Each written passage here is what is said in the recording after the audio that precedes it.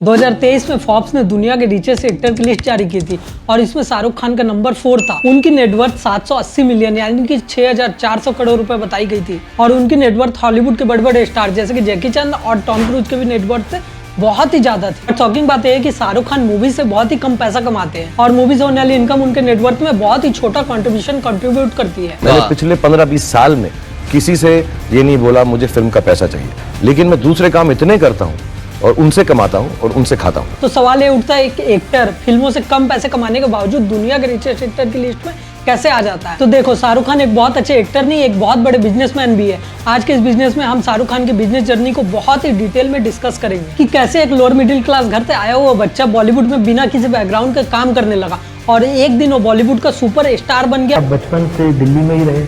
जी, दिल्ली में ही 65 तलवार nursing home Pusa road.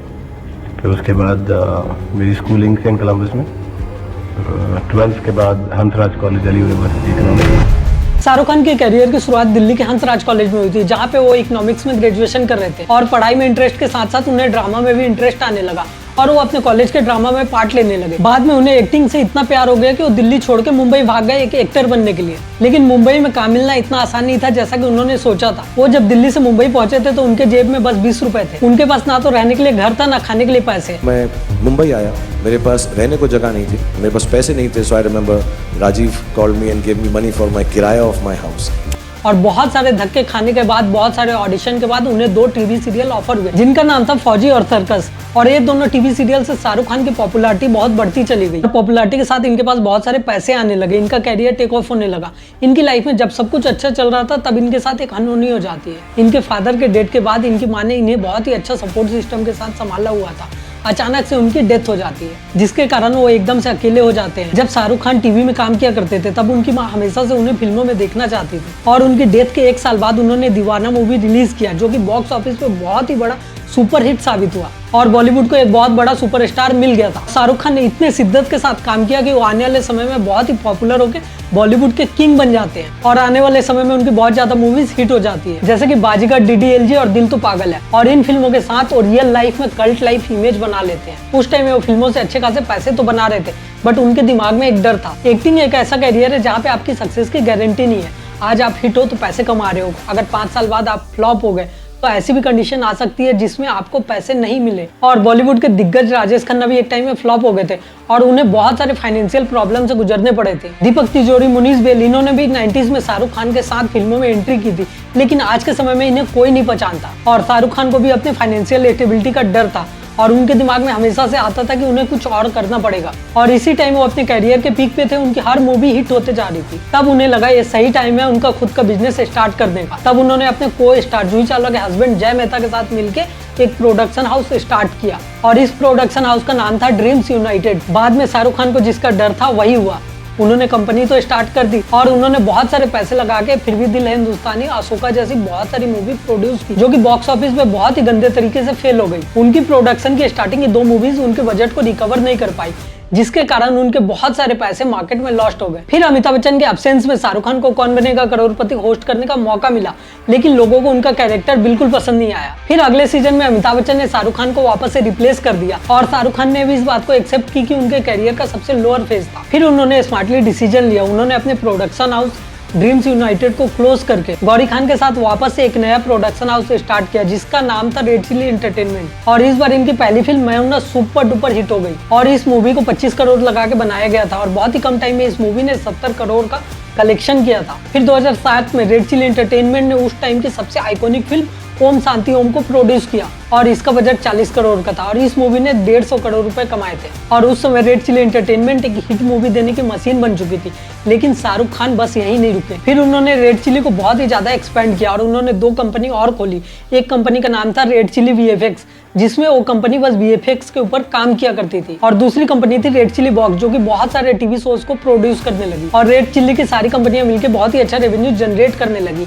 इनकी रेवेन्यू 500 करोड़ को भी पार कर गई और इन सब का रीजन था शाहरुख खान का उस बिजनेस में इंटरेस्ट होना। वो अपने पैसे को कहीं भी डाल सकते थे तो उन्होंने अपने पैसों को वहीं डाला जो बिजनेस उनको सबसे अच्छा करने आता है, वो था मूवीज बनाना। और मूवीज के साथ साथ शाहरुख खान को और भी दूसरी चीजों में इंटरेस्ट था जो कि था क्रिकेट। और क्रिकेट और एंटरटेनमेंट इंडिया के 2 बड़े बिजनेस मॉडल में से एक है। फिर उसके कुछ सालों के बाद इनके पास बहुत ही अच्छी अपॉर्चुनिटी आई। 2008 में IPL का अनाउंसमेंट हुआ, तब शाहरुख खान ने जूही चावला के साथ मिलकर 630 करोड़ में कोलकाता नाइट राइडर के पूरी तरीके से ओनरशिप खरीद लेते हैं। और शाहरुख खान को पता था इंडिया में दो चीजें सबसे ज्यादा देखी जाती है, एक क्रिकेट और दूसरा बॉलीवुड की फिल्में, और उन्हें ऐसा लगता था कि क्रिकेट भी उन्हें बहुत सारे पैसे कमा के देगी। रियलिटी में इसका बहुत ही अपोजिट हुआ। स्टार्टिंग के 3 सालों तक इनकी टीमों ने बहुत ही बेकार परफॉर्म किया। 2008-9-10 तक KKR टाइटल तो छोड़ो, प्ले ऑफ तक भी नहीं कर पाई थी। और उस समय तक शाहरुख खान की फैमिली ने भी KKR को बेचने की सलाह दी थी, और KKR इतना गंदा परफॉर्म कर रही थी कि शाहरुख खान भी रोने लगे थे। Few times that I've really cried alone is when my team was in South Africa. You know, losing 9 matches, and people saying that I'm the one who's done X, and then there was a gentleman writing on the internet. और इसी समय एक controversy हो जाती है। शाहरुख खान को Wankhede stadium में 5 साल के लिए बैन कर दिया जाता है। उन्होंने मूवीज के बिजनेस को तो क्रैक कर लिया था, लेकिन क्रिकेट का बिजनेस उनको बहुत ही ज्यादा महंगा पड़ रहा था। पिछली बार उनको जब लॉस हो रहा था तो उन्होंने अपनी कंपनी को डिसॉल्व कर लिया था, लेकिन इस बार इन्होंने वैसा नहीं किया। उसके बाद 2011 के ऑक्शन में 2.4 मिलियन में इन्होंने गौतम गंभीर को खरीदा। उसके बाद से इनकी किस्मत बदल गई, और 2011 के सीजन में KKR ने पहली बार प्ले ऑफ को क्वालिफाई किया, और उसके बाद 2012 और 14 में KKR ने IPL का टाइटल तक जीता था। और आज के समय में KKR 3 टाइटल के साथ IPL की सबसे सक्सेसफुल टीम में से एक है। और ब्रांड वैल्यूएशन के मामले में KKR 3rd पोजीशन में, इनकी पोजीशनिंग $260 मिलियन की है। और दूसरा टाइटल जीतने के बाद KKR पे शाहरुख खान को कॉन्फिडेंस आने लगा था, और इसलिए जब 2015 में वेस्ट इंडीज ने अपना T20 मैच अनाउंस किया, तब शाहरुख खान ने नाइट राइडर की ओनरशिप वहां पे भी खरीद ली, और ये डिसीजन उन्हें बहुत ही ज्यादा प्रॉफिटेबल निकला। 6 सालों में उन्होंने 4 CPL के टाइटल अपने नाम किए, और इसके बाद शाहरुख खान ने CPL की ओमन टीम को भी खरीद लिया, जो कि 4th सीजन में विनर बनी थी। फिर शाहरुख खान को दिखने लगा IPL के सक्सेस के बाद बहुत सारे कंट्रीज ने अपने अपने T20 मैच स्टार्ट कर दिए, और शाहरुख खान को इसमें बहुत बड़ी बिजनेस अपॉर्चुनिटी दिखाई देने लगी। वेस्ट इंडीज के सक्सेस के बाद इन्होंने US, अफ्रीका और इंग्लैंड में भी अपनी टीम को खरीदा, और आज के समय में सारी की सारी टीम मिलकर एक टीम के अंदर आती है, जिसका नाम है द नाइट राइडर ग्रुप। अगर आपको पता नहीं होगा, IPL टीम एक फ्रेंचाइजी मॉडल के अंदर पैसा कमाती है, और आपने ये नोटिस किया होगा IPL में हर एक टीम मेंबर के जर्सी पे अलग अलग कंपनी के स्पॉन्सरशिप टैक्स लगे होते हैं, और ऐसे भी इनके पैसों की कमाई हो जाती है, कंपनी का प्रमोशन हो जाता है और उसके बदले इन्हें पैसे मिल जाते हैं। और काफी सारी टीम पर्टिकुलर ब्रांड के साथ एड कैंपेन करती है, और इसका सारा पैसा प्लेयर को नहीं दिया जाता है, सीधे के सीधे फ्रेंचाइजी को मिल जाता है। और बहुत सारी कंपनियां इन्हें 2 गुना 3 गुना पैसे भी देती है, ताकि शाहरुख खान इनकी जर्सी पहन के ग्राउंड में घूमे और इनडायरेक्टली उनका प्रमोशन हो जाए। और इसके अलावा KKR के खुद के स्टोर है, जहाँ पे वो अपने कैप, टी-शर्ट, जर्सी को सेल आउट करते हैं अलग अलग लोगों को। अब बहुत सारे लोगों को शाहरुख खान की KKR और रेड चिली एंटरटेनमेंट के बारे में तो पता है, बट आपको नहीं पता होगा ये बहुत बड़ी कंपनी के बहुत बड़े इन्वेस्टर भी है, और इस कंपनी का नाम है किड्जेनिया।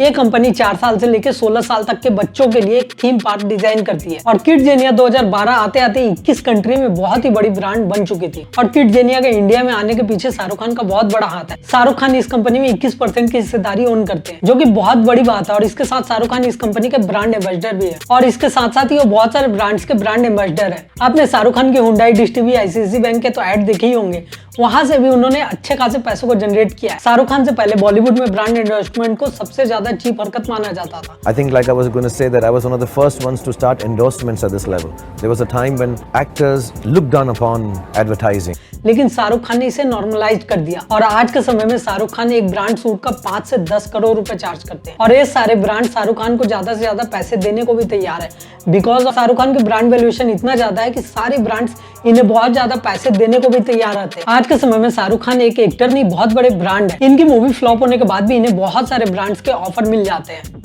किसी को फर्क नहीं पड़ता इनकी मूवी परफॉर्म कैसा कर रही है, क्योंकि ये खुद में ही बहुत बड़े ब्रांड है। और बहुत कम लोगों को पता होगा शाहरुख खान अपनी मूवी से 1 भी रुपया नहीं कमाते हैं, ना कि उन्होंने जीरो जैसी फ्लॉप मूवी से 1 रुपया कमाया, ना ही जवान जैसे हिट और पॉपुलर मूवी से 1 रुपया भी कमा पाए। और उनकी इस बियर्ड स्ट्रेटेजी के पीछे भी एक स्मार्ट बिजनेस माइंड छिपी है। शाहरुख खान अपने एक्टिंग के पैसे लेने के बदले प्रोड्यूसर थे प्रॉफिट शेयरिंग में डील करते हैं, जैसे कि 2023 में रिलीज हुई जवान मूवी में उनका 60% का प्रॉफिट शेयरिंग था। मतलब कि अगर मूवी फ्लॉप होती है तो सारे पैसे चले जाएंगे, वही मूवी अगर प्रॉफिट में आती है तो 60% घर आएंगे, और इसमें प्रोड्यूसर का रिस्क बहुत ही कम हो जाता है, इसलिए वो मूवीज को साइन कर लेते हैं। एक्टिंग के पैसे चार्ज करके शाहरुख खान शायद 20 से 30 करोड़ कमाए, बट प्रॉफिट शेयरिंग से 200 करोड़ कमा लेते हैं। फिल्म, क्रिकेट और पर्सनल ब्रांड से पैसे कमाने के अलावा शाहरुख खान अपने नेटवर्क का बहुत बड़ा हिस्सा रियल एस्टेट में भी इन्वेस्टमेंट करके रखा हुआ है, और सबसे ज्यादा पॉपुलर तो इनका घर है, जो कि 200 करोड़ का है, जिसका नाम मन्नत है। और मुंबई, दिल्ली के अलावा उन्होंने लंदन, दुबई जैसे सिटीज में बहुत ही ज्यादा एक्सपेंसिव रियल एस्टेट इन्वेस्टमेंट करके रखा हुआ है। और अपने सारे बिजनेसेस और इन्वेस्टमेंट के थ्रू आज शाहरुख खान की नेटवर्थ 6000 करोड़ से ज्यादा है। वो एक अच्छे एक्टर ही नहीं बल्कि बहुत ही शार्प जीनियस बिजनेसमैन भी है, और इसी वजह से निखिल कामत भी शाहरुख खान से एडवाइस लेते हैं। One night I go to Shah Rukh's house. The both of us sit down and chat for 4 hours, Very 5 intelligent hours, also. 6 hours, and the kind of advice the man gives is incredible. I go to him just for gyan. और इन सारे वजह से शाहरुख खान बिना movie किए भी हर साल करोड़ों कमा लिए करते हैं। अगर आपको ऐसा कंटेंट पसंद आता है तो मैं यूट्यूबर और बिजनेस को डिकोड करता हूँ, तो ऐसी वीडियोस देखने के लिए मुझे फॉलो जरूर करें और इस चैनल को सब्सक्राइब करें।